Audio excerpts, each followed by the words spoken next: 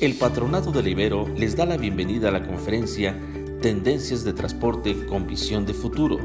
Sean todos bienvenidos.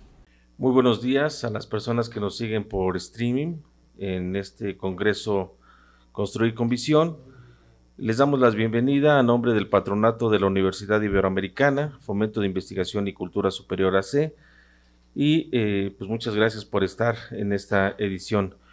Comenzaremos la primera conferencia de este día, Tendencias de Transporte y Visión al Futuro.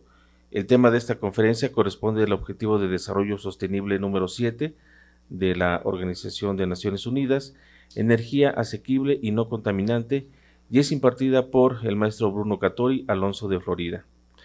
Bruno Cattori cuenta con más de 25 años de experiencia en la industria automotriz, donde se desempeñó en distintas funciones, lo que le ha permitido tener una visión general de este negocio.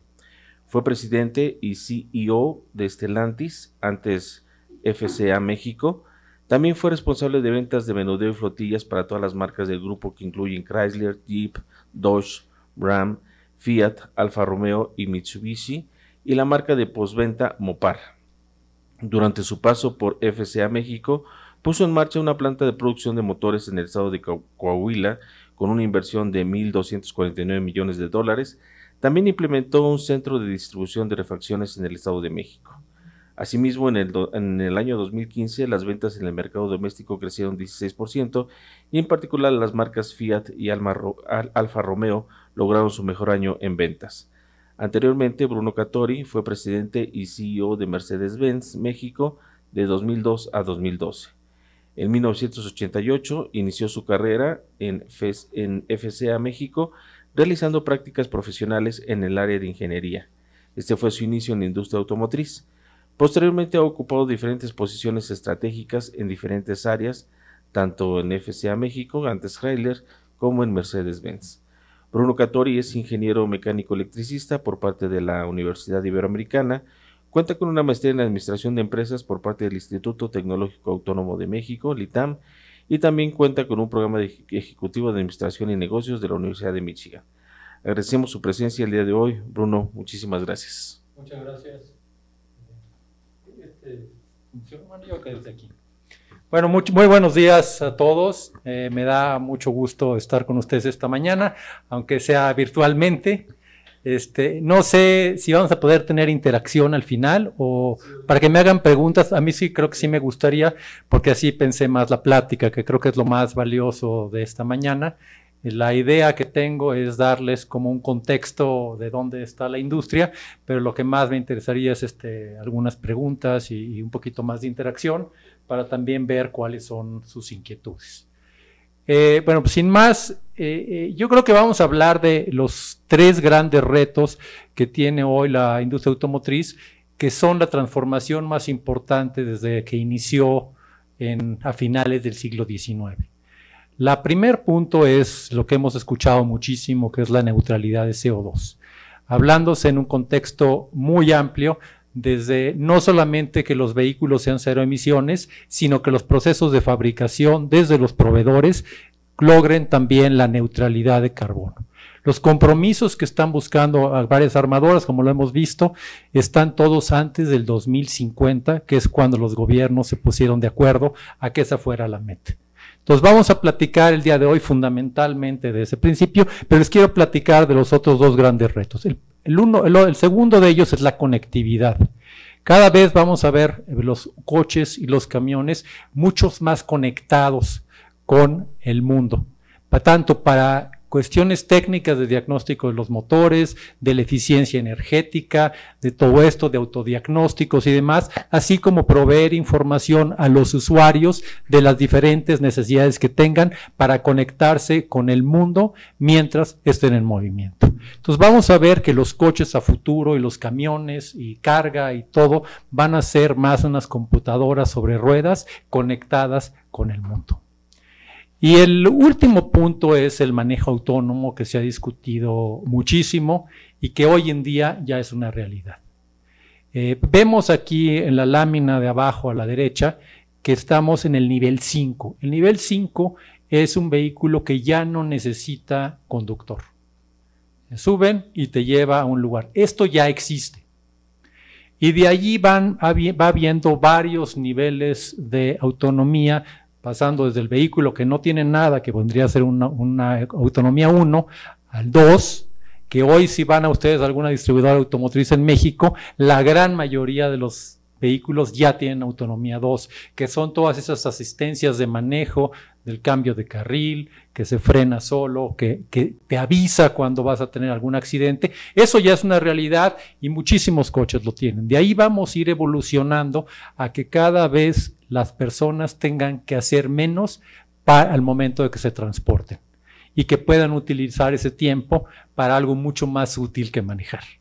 Entonces, de ahí lo vamos a ver, que puedan, tengan que intervenir en algún momento de emergencia o en algún momento que quieran tener el control o que de plano no quieran hacer nada, como la autonomía 5, que es simplemente que los lleve un vehículo del punto A al punto B y van de pasajeros nada más, haciendo algo adicional mientras van caminando.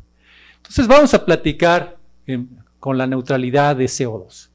En la lámina de la izquierda, es algo que vi en el periódico hace apenas unos días y que habla de la importancia que está teniendo en la conciencia de todo el mundo una cuestión ecológica de reducir las emisiones de CO2. O sea, para nadie es una sorpresa el cambio que ha tenido el mundo derivado del calentamiento global. En este año, recientemente tuvimos las temperaturas récord en Europa, en Asia, en Estados Unidos. Por otro lado, inundaciones, el deshielo que está ocurriendo en ambos polos y todo este cambio climático que está afectando la vida de todos. Ante esto, lo que está ocurriendo es que prácticamente 2/3 partes de la población del mundo, la preocupación más importante es la ecología. Entonces, yo creo que esto es muy bueno y es a lo que está impulsando justamente el cambio que estamos hablando el día de hoy. Estos que ven aquí son algunos de los compromisos que han hecho muchísimas armadoras, prácticamente todas las armadoras del mundo han establecido compromisos hacia la neutralidad de carbono. Estos compromisos van desde ahora, prácticamente todas las armadoras que ven ahí, que son las más importantes del mundo, están hablando que en algunos mercados, como el europeo fundamentalmente, todas las ventas de vehículos van a ser 0 emisiones en el año 2030. Y hacia el año 2038, 2040, están pensando y están haciendo los compromisos para ser neutrales en carbono en ese periodo de tiempo. Esto está requiriendo inversiones impresionantes por parte de todas las armadoras. En el caso de Stellantis, donde yo me retiré hace apenas unas semanas, la inversión que se está destinando para estos proyectos son 35,000 millones de euros. Para lograr solamente este cambio. Entonces, están los recursos, está la tecnología y están caminando para esto. Sin embargo, sabemos que esto tiene grandes retos, que van más allá de la tecnología o de los proyectos de cambio que tengan cada una de estas armadoras. Por eso es que vemos aquí que van a involucrar 2 puntos. Vamos a ver primero a la derecha, los gobiernos. Los gobiernos tienen que establecer un marco regulatorio, y sobre todo un marco regulatorio de largo plazo, porque este es un proceso que requiere muchísimo cambio, muchísima tecnología y muchísimo dinero y tiempo para lograrse. Entonces, estos marcos regulatorios de largo plazo son muy importantes para que la industria tenga el tiempo para implementarlo. Y por otro lado, los gobiernos tienen la necesidad de hacer 2 cosas fundamentales. Es soportar el desarrollo de la infraestructura. ¿Qué estamos hablando? La infraestructura va a ser fundamental para que la industria automotriz pueda realmente lograr la neutralidad de carbono. ¿En esto a qué se refiere? A una infraestructura de carga y al suministro de energía eléctrica con tecnologías renovables. Porque si seguimos produciendo energía eléctrica a base de energías fósiles, pues no contaminas aquí, pero contaminas en otro lado. Entonces, eso yo creo que es un cambio muy, muy importante, que tiene que haber un compromiso con inversiones de parte de los gobiernos.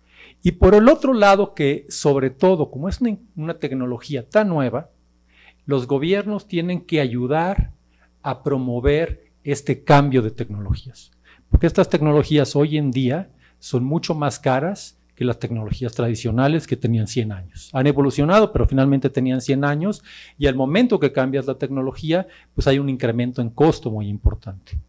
Hoy los vehículos eléctricos, dependiendo de la tecnología, vamos a decir todos los que son enchufables, el costo dependiendo de la tecnología, entre 10 y 25 mil dólares más que un vehículo equivalente a combustión interna. Entonces, si se trata de pasar ese costo al mercado, pues muchos clientes simplemente no les alcanza. Entonces, de ahí viene la importancia de los gobiernos para ayudar a acelerar esta transición. Igualmente, con el suministro, los centros de carga. Hoy en día son caros los espacios, los equipos y finalmente también se necesitan incentivos para crear estas redes de carga que, por cierto, como vamos a ver más adelante, se tienen que adelantar a la demanda de vehículos eléctricos. Por otro lado, la industria será la encargada y es estos cientos de miles de millones de dólares que están destinando, uno, a desarrollar las tecnologías que nos permitan las cero emisiones.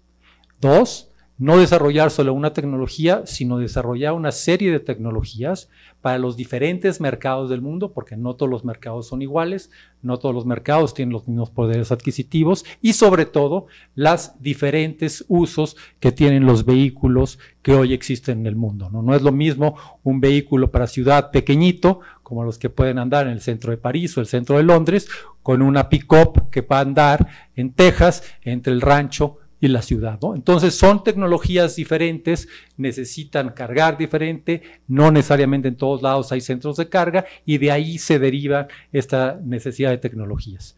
Y desde luego las automotrices dirán cuál va a ser la mezcla en cada uno de estos mercados para poder lograr sus compromisos. Vamos a hablar brevemente cuáles son las acciones que ya han tomado las armadoras, como estas son las diferentes tecnologías. Lo que está en el cuadro son las tecnologías que hoy en día ya están disponibles. Lo primero que se hizo ya desde hace varios años fue una migración de los motores. De motores más grandes se hicieron motores mucho más pequeños, muchos de ellos turbo, que sean más eficientes y produzcan la misma potencia, consumiendo mucho menos combustible y por lo tanto generando menos CO2. También vino mucho desarrollo de diésel, con motores diésel mucho más eficientes, estos enfocados sobre todo a los vehículos comerciales pequeños, porque derivado del problema que tuvo Volkswagen con diésel en el mundo hace unos años, realmente el diésel desapareció prácticamente de vehículos de pasajeros. Pero en vehículos comerciales sí se sigue utilizando y los nuevos motores diésel también se han hecho mucho más eficientes. Otra tecnología que sobre todo se utilizó mucho en Europa fue el mild hybrid, que inició también hace aproximadamente 10 años, que esto es una tecnología relativamente sencilla, donde lo que es el alternador que hoy alimenta la batería, en esos vehículos además es un motor. Entonces cuando arrancan, vienen del reposo a arrancar, ese motor ayuda a dar ese primer impulso y entonces se puede tener por un lado un motor más pequeño y se necesita menos combustible para sacar el vehículo del reposo. Como pueden ver, eso más o menos ahorra un 20% de energía contra una tecnología tradicional. Pero finalmente estos fueron mejoras marginales que se quedan muy lejos de los compromisos que se están viendo para los siguientes 10 y sobre todo 20 años. Entonces ahí vinieron ya lo que les recomendamos todos como los híbridos o híbridos eléctricos. Entonces que ya tienen tecnología de alto voltaje, que eso es básicamente la diferencia que normalmente tienen. Los híbridos, que son como los que iniciaron también hace unos 10 años, son vehículos que tienen un motor eléctrico y un motor de combustión interna. Normalmente ese motor de combustión interna sería más pequeño que uno normal, porque realmente cuando el vehículo necesita, funcionan los dos en paralelo. Entonces, esos motores más o menos reducen 30% las emisiones, pero no son capaces de operar cero emisiones. Entonces es una tecnología que finalmente, eventualmente, va a salir del mercado porque sigue produciendo CO2. Las otras dos tecnologías sí son capaces de producir vamos a decir, de tener cero emisiones en la transportación. El primero es lo que se llaman los plug-in hybrids. ¿Qué es esto? Es básicamente lo mismo que el modelo anterior, tiene un motor eléctrico y un motor de combustión interna, pero sí son enchufables. Las baterías tienen más capacidad y son baterías que permiten normalmente unos 50 a 60 kilómetros de autonomía. Como para que un vehículo pueda andar en la ciudad con 0 emisiones y finalmente regrese al origen o a la oficina, como quiera, y ahí se vuelve a cargar, pero cuando se va, tiene que manejar mucho más tiempo, tiene también un motor de combustión interna y entonces tienen autonomías de 800, 900 kilómetros. Esta realmente se ve como una tecnología de transición mientras hay suficiente infraestructura de carga. Porque la ventaja de este tipo de tecnología es que no dependes de un cargador para seguirte moviendo, porque tienes ese backup del combustible.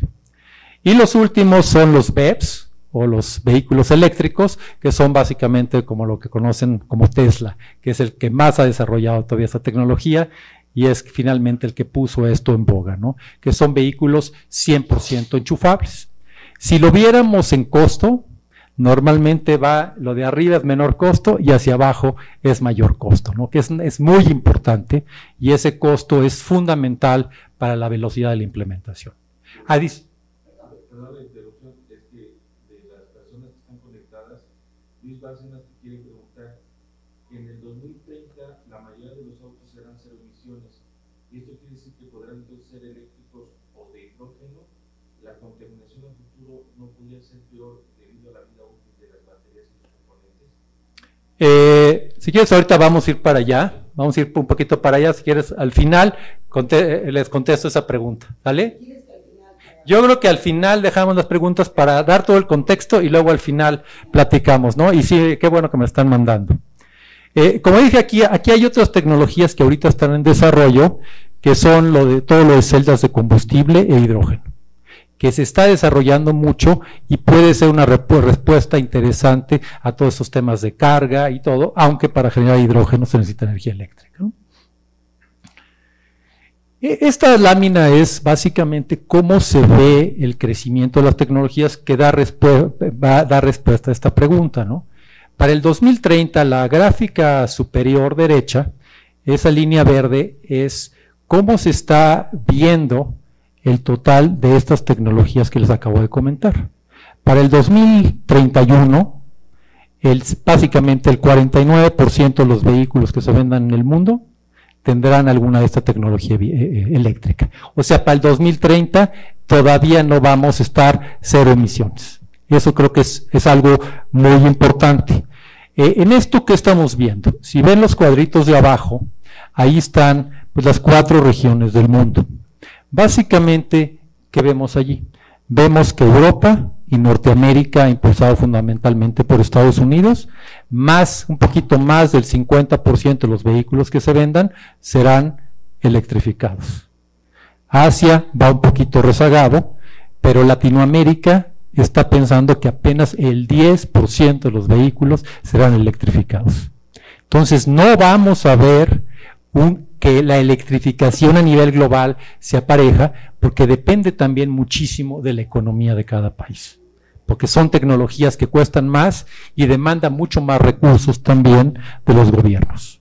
Entonces hay diferentes características que nos van a llevar a que el proceso de implementación de las 0 emisiones sea diferente, ¿no? Entonces es muy difícil para una armadora de carácter global que ya no produzca vehículos de combustión interna, porque prácticamente no vendería vehículos en algunas regiones del mundo, ¿no? Entonces esto va a ser un cambio transitorio, pero lo que sí es importante es que la tecnología que mayor crecimiento va a tener de ahora al 2031 son los BEVs, que son los 0 emisiones. Que ahí se ve justamente la tendencia de los países desarrollados que van a vehículos 0 emisiones y desechando las otras tecnologías que finalmente tendrán un proceso de transición. Los plug-in hybrids, por ejemplo, que les comentaba, ven que se estaciona mucho en un nivel, porque si se prevé que haya mucha más infraestructura de carga hacia adelante, y entonces la gente, en lugar de comprar un plug-in hybrid, se puede ir a un eléctrico porque tiene esa capacidad de carga. Vamos al tema de cargadores, que también creo que son muy importantes porque son una parte fundamental de esto, ¿no? Hay hoy en día dos tipos de cargadores que se llaman cargadores tipo 1 o tipo 2, que les llaman slow, y hay los supercargadores o fast. Primero, la gran mayoría de los cargadores que hoy están en la red pública en el mundo son del tipo, pues prácticamente todos son del tipo 2. Que si ustedes ven allí, pues un tipo 2, un vehículo que esté descargado tarda hasta 8 horas en cargarse. Entonces, pues la cantidad de cargadores que se necesitan son muchísimos, ¿no? Eso te habla de la importancia de cambiar la red. Estos cargadores, esta red de carga ha crecido básicamente 3 veces en los últimos 4 años. Y los supercargadores ha crecido 4 veces. Aún los supercargadores pues son más o menos una tercera parte de la red de cargadores que hay en el mundo. Y un supercargador puede cargar un vehículo más o menos para circular 160 kilómetros en 30 minutos. Un vehículo se carga totalmente en un supercargador en alrededor de 1 hora y media, una hora y media más o menos. Entonces, de ahí la importancia de los supercargadores. Lo que ven en la lámina del lado derecho es cómo ha evolucionado un indicador que se está midiendo mucho en el mundo, cuántos vehículos hay por cada cargador de la red pública. Que finalmente lo que te está diciendo ahí es qué tan preparada está la infraestructura para que el mercado de vehículos eléctricos se siga desarrollando. El número que han manejado como el ideal es de 10, siempre y cuando sean supercargadores. Porque si no, no va a haber suficiente capacidad de carga. Entonces, esto creo que es muy importante y aquí lo que han visto es que este número se ha mantenido prácticamente constante. Es el del mundo, que creo que es la línea por ahí azul clarita. El mundo está ligeramente por debajo de los 10 vehículos por cada cargador. Entonces, esto definitivamente se tiene que seguir mejorando y sobre todo lo que es muy importante es en los países donde es muy incipiente la tecnología, el número de vehículos eléctricos, el número de supercargadores por vehículo tiene que ser mucho más alto para desplegar ese crecimiento. Porque si hay pocos, hay tan poco lugar de carga que la gente no los compra porque no tiene simplemente dónde cargarlos, ¿no? Entonces, esto es una de las cuestiones muy importantes y fundamentales para el despliegue de la electrificación. Ahora vamos a ver cómo está México. En la lámina de arriba, ¿se acuerdan que dijimos que el mundo va a estar más o menos en 49%, que Europa va a estar por ahí el 56%, Estados Unidos 54%? Aquí vemos a México que para el 2030, nosotros hay 2 escenarios. El gobierno hoy en día, con lo que se está platicando, es alrededor del 12%.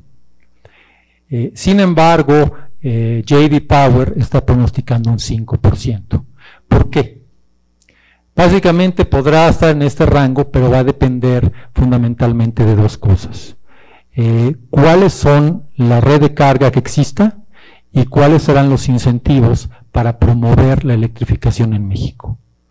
Porque si no hay estos 2 elementos, va a ser muy difícil tener esta aceleración por los costos tanto de la infraestructura y de los vehículos eléctricos.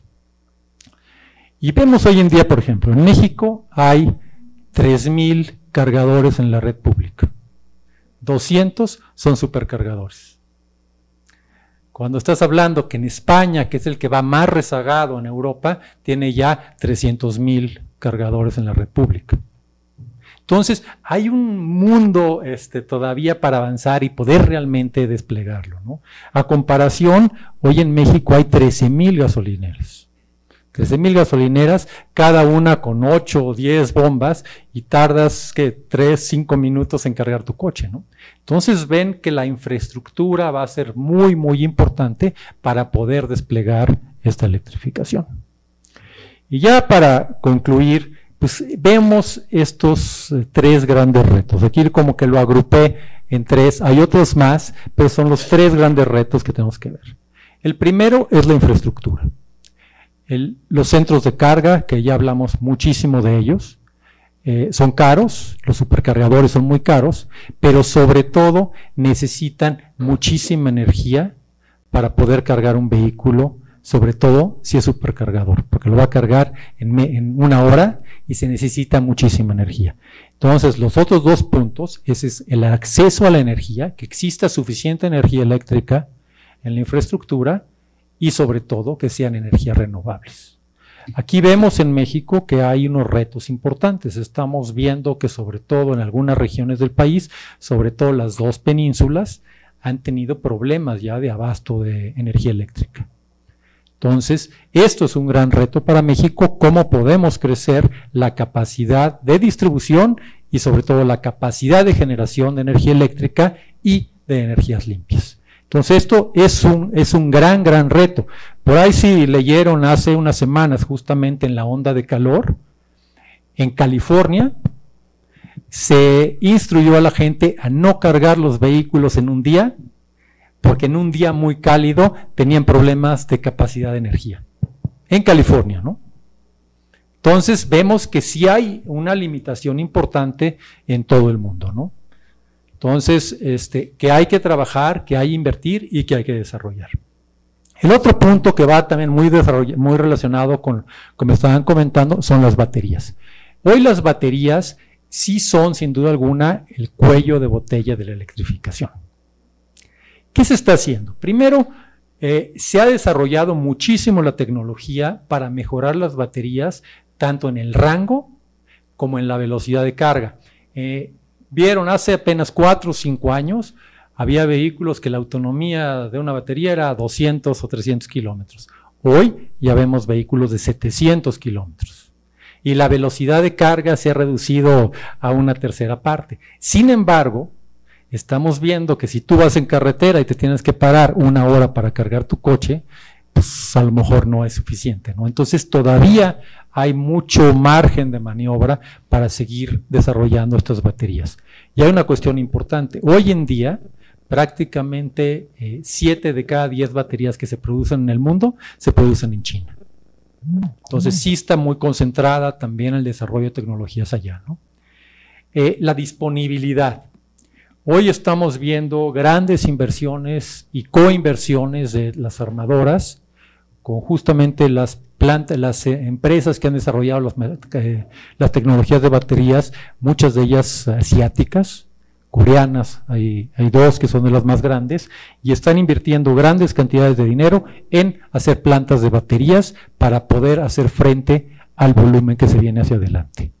Y el tercer punto es el tema que me preguntaban, justamente del reciclado de las baterías, que es mucho más allá del reciclado, es desde todo el manejo de las baterías, ¿no? Las baterías son peligrosas, se pueden incendiar, entonces hay que tener un manejo muy especial en la temperatura, en la protección y demás, y también en cómo se va a hacer el proceso de reutilización y reciclado de esas baterías para no crear otro problema que ahora sea la contaminación de todo el tema del litio, ¿no? Y finalmente el tema del costo. Hablábamos hace rato que se tiene que meter muchísimo dinero a la parte de infraestructura de cargadores y que hoy el costo de los vehículos eléctricos es significativamente más alto que de las tecnologías tradicionales de combustión interna. Entonces, eso es un modelo económico y lo que está buscando esto de que esta implementación de electrificación se haga en tan corto tiempo, lo que se ve es que la implementación de vehículo eléctrico va a ser mucho más rápida que la reducción en costo de su fabricación y desarrollo. Entonces, la única manera de romper esta parte es con los incentivos gubernamentales.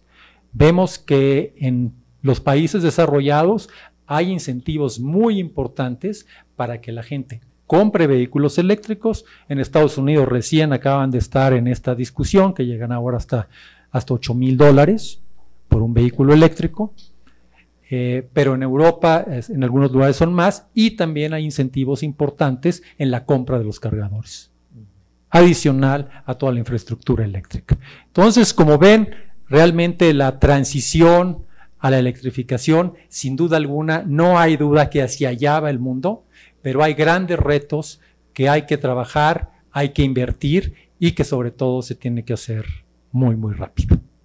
Pues muchas gracias y ahora sí, pues ojalá así virtualmente podamos hacer las preguntas. ¿Tú las tienes las de todos? Sí, aquí me están llegando, Bruno, hay 80 personas conectadas, me está diciendo Magnolia. Hay dos preguntas similares, voy a hacer las dos, pero van en el mismo sentido. Eduardo Quiroz nos dice, hoy en día los impuestos por tener un auto cero emisiones son menores a tener un auto convencional. ¿Es posible que en algún punto estos impuestos sean aplicados de la misma forma en la que hoy se aplican los autos de cero emisiones, me imagino? Y Pedro Arzate también dice, ¿hay algún estudio que las cero emisiones sí garanticen menos contaminación? Mira, yo creo que hoy en día los incentivos que existen para los vehículos cero emisiones son dos fundamentalmente. Uno es, no pagan el impuesto sobre automóviles nuevos, que depende del precio del vehículo, pero llega a ser hasta 10%, y no pagan tenencia en los lugares donde se paga tenencia. Esos son básicamente, y hay otros por ahí menor, de casetas, no verifican, o sea, hay ciertas cosas. Sin embargo, esto no va muy alineado con las cero emisiones, porque los vehículos híbridos que vimos que contaminan 30% menos que uno de combustión interna, tienen exactamente los mismos beneficios que un vehículo cero emisiones. Y el costo de la tecnología es muy dispar, ¿no? Entonces, esto hay que verlo. En muchos países del mundo realmente hay incentivos importantes cuando sí se logran cero emisiones. Yo creo que hay que verlo y hay que revisar cuál es la intención, cuáles son los recursos fiscales que existen, porque sí es un tema que hay que atender, ¿no? Porque yo les comentaba que hoy en día las tecnologías cuestan, en el mejor de los casos, $10,000, y ese 10% pues normalmente no te alcanza para cubrir ese costo, ¿no? Sí. Ok, si se alcanzan las cero emisiones, pues yo te diría, en un vehículo eléctrico, BEV, el vehículo sí emite cero emisiones, pero va a depender mucho esa electricidad con la que lo estás cargando, cómo se produce, ¿no? Si se produce con con tecnología eólica o fotovoltaica, pues sí es cero emisiones, pero si se produce en una planta de ciclo combinado y demás, pues no sería cero emisiones, pero la idea hacia adelante es que el 100% de la energía eléctrica venga de cero emisiones, ¿no?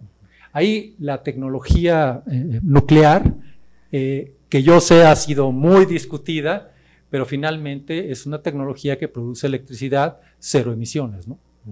Tiene otras implicaciones, pero es algo que sí se tiene que analizar porque tampoco no depende si hay sol, no depende si hay viento, no depende si hay agua, ¿no? Entonces sí es un tema que hay que revisar muy bien. Creo que ahorita en Europa, que Alemania se salió totalmente de la energía nuclear, Francia no, estamos viendo pues quién está sufriendo más, ¿no? Entonces yo creo que son temas que sí hay que poner en la mesa de discusión, cuáles son las fuentes idóneas de generación de energía eléctrica para esta nueva realidad.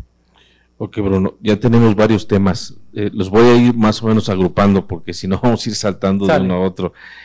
Rapidísimo, Diana Tapia, sobre eso mismo pregunta, ¿será viable para los gobiernos dar subsidios con el objetivo de incentivar la compra de vehículos cero emisiones? Mira, yo creo que sí. Todo depende de qué tan rápido quieras implementar esta nueva tecnología en tu mercado.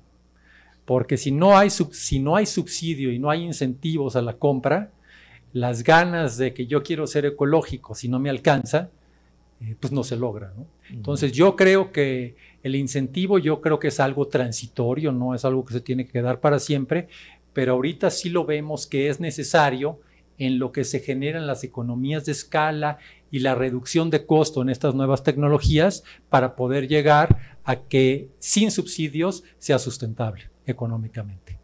Muy bien. Alberto González estudia ingeniería mecánica, dice, a 2030, ¿qué tiempo de vida tendrá un vehículo si cada 6 meses hay desarrollo de tecnología? Mira, justamente con esto que yo estaba hablando de la conectividad, la idea de toda esta parte es, a los vehículos los vas a poder actualizar como ya actualizas un celular, realmente le bajas el software y vas a poderlo mejorar, ¿no? Entonces, realmente esta idea de conectividad nos va a permitir que los vehículos siempre estén al último grito de la tecnología con nuevo software, ¿no? El hardware podrá ser el mismo, pero el software lo vas actualizando para hacer el vehículo cada vez más eficiente. Muy bien. En ese mismo sentido, Aranza Fernández pregunta que si las empresas tecnológicas podrían ser una competencia para las empresas automotrices, ahora que los autos se convierten más en un gadget complejo. Yo creo que más que una competencia es una cooperación. Si ven por allí, gran parte de las armadoras tradicionales han hecho alianzas estratégicas con estas empresas de tecnología. Porque uno tiene el expertise en hacer el coche, que no deja de ser un elemento muy complejo por suspensiones y otras cosas que tienen su experiencia. Y la parte tecnológica que tiene toda esta experiencia nueva en la generación de este software. Entonces, la combinación de los dos es lo que nos va a dar realmente un equipo que pueda hacer frente a este reto. Muy bien, Bruno. Rodrigo García dice, Tesla acaba de anunciar que cobrará por usar sus cargadores instalados en lugares públicos en México. Perdón. ¿Esto será una tendencia en las marcas? Es la tendencia mundial, ¿no? De hecho, pues es lo lógico, ¿no? Que si tú cargas tu coche, estás consumiendo, así como cargas gasolina, ahí estás cargando electricidad, ¿no? Entonces, no es algo que se pueda subsidiar para siempre. De hecho, hay algo interesante, no sé si han ido a San Francisco últimamente, porque lo que está haciendo Tesla para tener suficientes cargadores es que te cobra menos en la primera media hora que en la segunda media hora, para que no uses el cargador tanto tiempo. Entonces, esos son incentivos para darle más batería con menos infraestructura, dejar contenta a más gente, ¿no? Entonces, son de esas tecnologías que con el costo vas manejando tu oferta y demanda, ¿no? Que finalmente es el mercado. Sí, y él mismo pregunta, perdón, ¿cuántos años se tardará México en tener infraestructura de cargadores suficientes y de qué depende? Es una buena pregunta, ¿no? Yo creo que no te sé decir. No te sé decir porque depende mucho qué tanto se quiere incentivar el crecimiento de la electrificación en el mercado mexicano.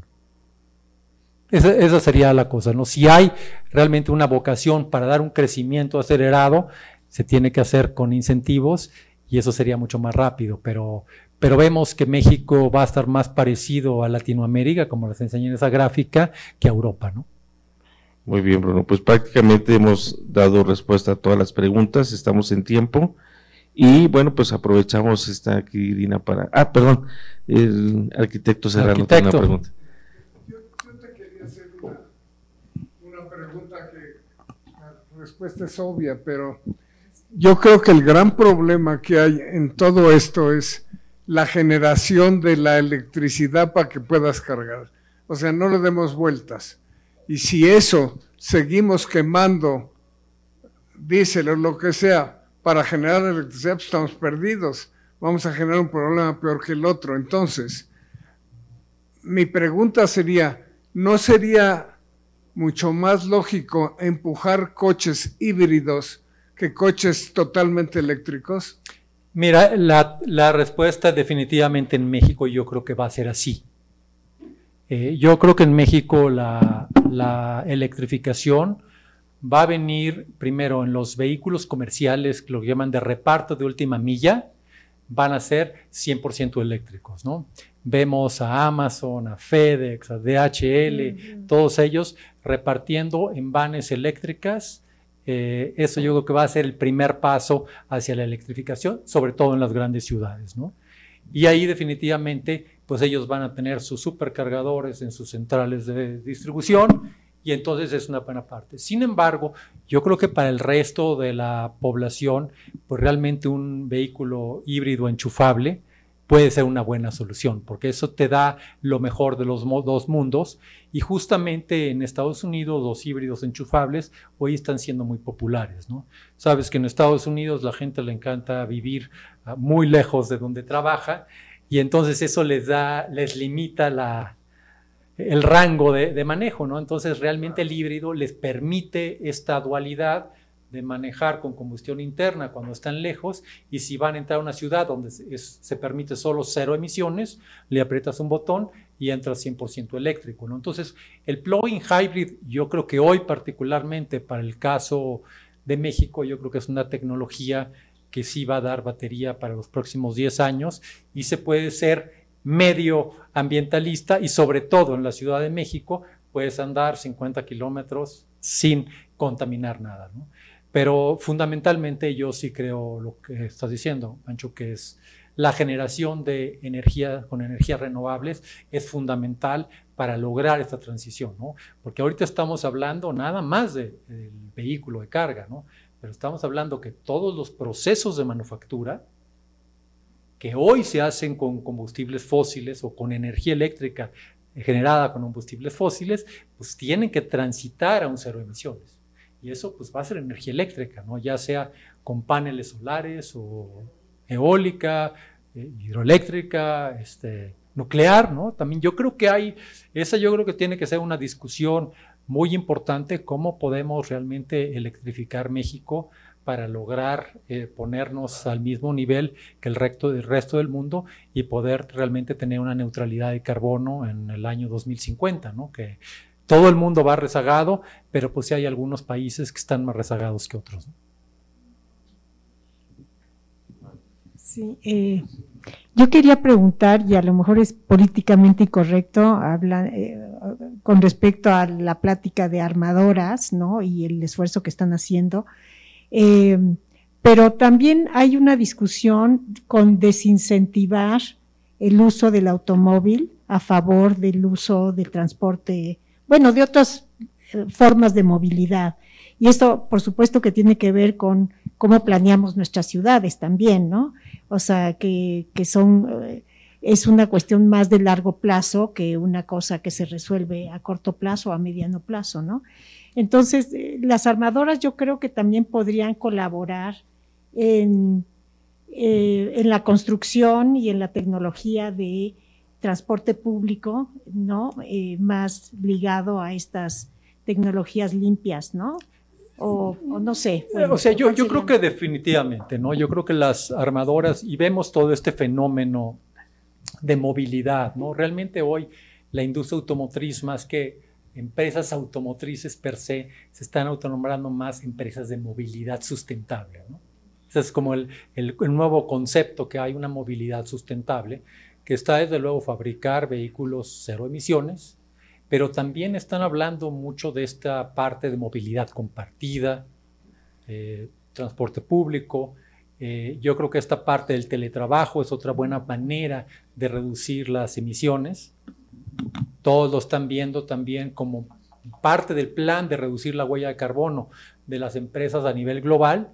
El teletrabajo tiene una buena parte, porque ya no mueves a todos tus empleados de la casa a la oficina, sino que ya se quedan en su casa 70 u 80% del tiempo, y entonces empiezas a reducir la movilidad, y eso también te empieza a reducir la huella de carbono, ¿no? Entonces, yo estoy totalmente de acuerdo contigo. Yo creo que hoy hablamos de la parte de hacer coches 0 emisiones, ¿no? Pero esto es una cuestión muchísimo más integral de cómo podemos transitar a una neutralidad de carbono, y esa no puede ser que en una familia de 5 necesites tener 5 coches y que cada quien se vaya por su cuenta, ¿no? Yo creo que ahí es la parte de conciencia ecológica que va a ir cambiando esta forma de movilidad, ¿no? Y de allí que se está viendo que la industria automotriz está buscando también nuevas formas de ingreso, porque el modelo va a cambiar tanto que si se mantiene el mismo modelo de negocio, pues no van a ser rentables, ¿no? Entonces, toda esta parte del software, dar otro tipo de servicios, es lo que va a ayudar a que tengas muchos más negocios, ¿no? La movilidad compartida, por ejemplo, car sharing y todo eso, ya viene muchas veces de las armadoras. 2 últimas preguntas, Bruno. Ay, perdón. Bueno, es que sobre este mismo tema, Héctor Cruz nos dice, a largo plazo, cuando haya cargadores suficientes, pregunta, ¿no contaminarán más al generar tanta energía? Pues no te diría no, todo depende otra vez cómo generes esa energía. Si esa energía la haces con energías limpias, no tienes ese problema, ¿no? De hecho, se habla mucho de lo que tenemos que hacer es disminuir los consumos, porque si seguimos consumiendo como consumimos ahorita, el mundo está perdido, porque no va a lograr nunca alcanzar estas metas.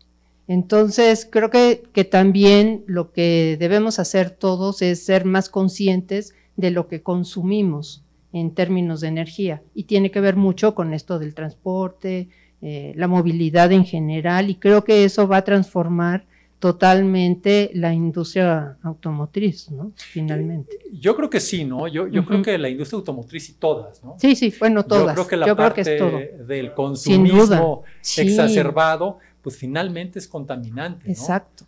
Yo creo que estamos viendo esta parte de los envases desechables que mucho se ha dicho, ¿no? Que compras y tiras el PET y nos encontramos PET en todos lados, claro, ¿no?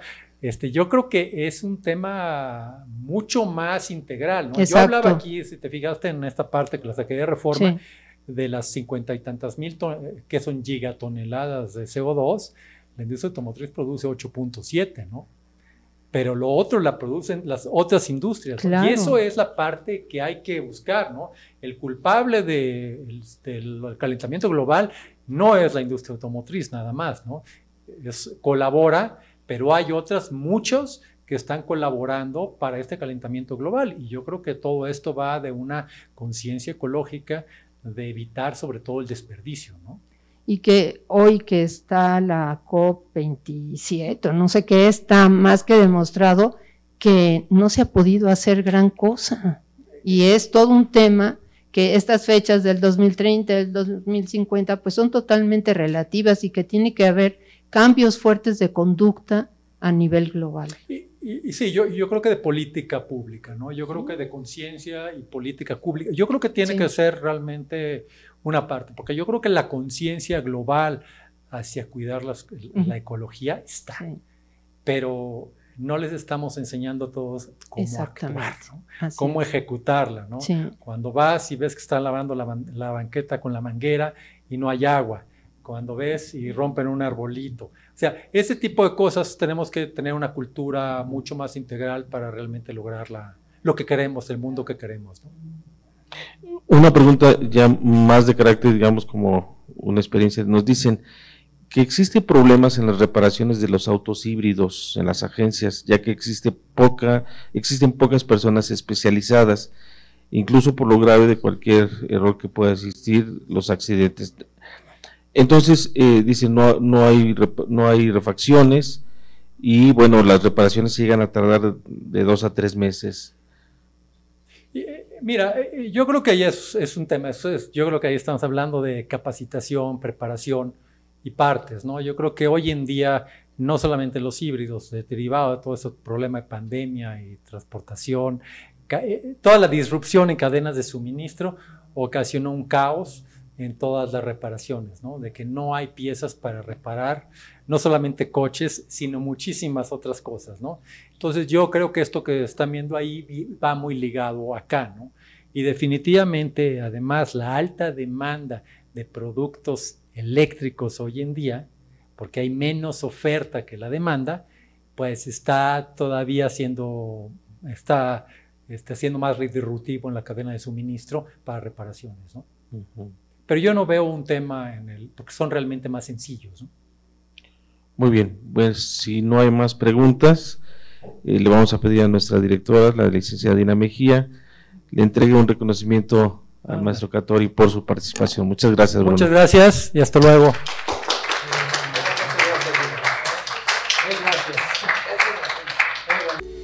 El Patronato del Ibero agradece su participación en el Congreso Construir con Visión, retos en la construcción de un futuro sostenible. Los esperamos a las 11 horas en la mesa de diálogo Arquitectura Sostenible. Tú tienes tu patronato, el Patronato del Ibero.